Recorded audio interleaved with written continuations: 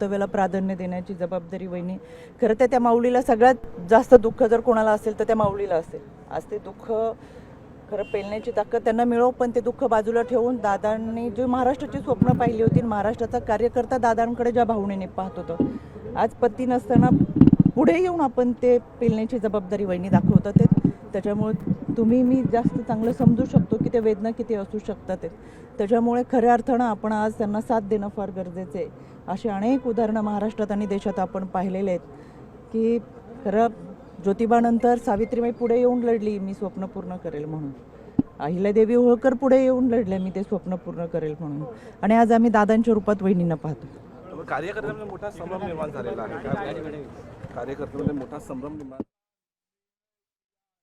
नाही आहे. गेल्या 2.5 वर्षापूर्वी कार्यकर्ता दादांच्या पाठीशी खूप ठामपणे उभा राहिला होता. तो कार्यकर्ता आज सुद्धा वहिनींच्या रूपामध्ये आम्ही दादांना पाहतोय आणि दादांच्या कामाला पुढे घेऊन जाण्याचा हा वारसा चालवण्यासाठी आम्ही कटिबद्ध राहू.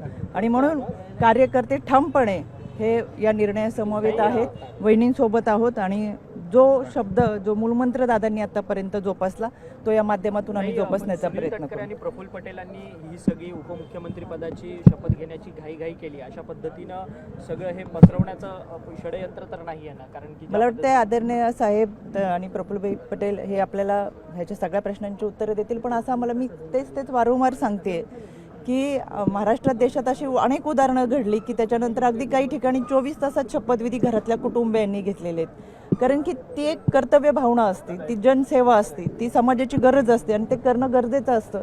त्याच्यामुळे या सगळ्या गोष्टी घडत असताना मला असं वाटतं की योग्य निर्णय, योग्य विचार करूनच घेतलेला आहे.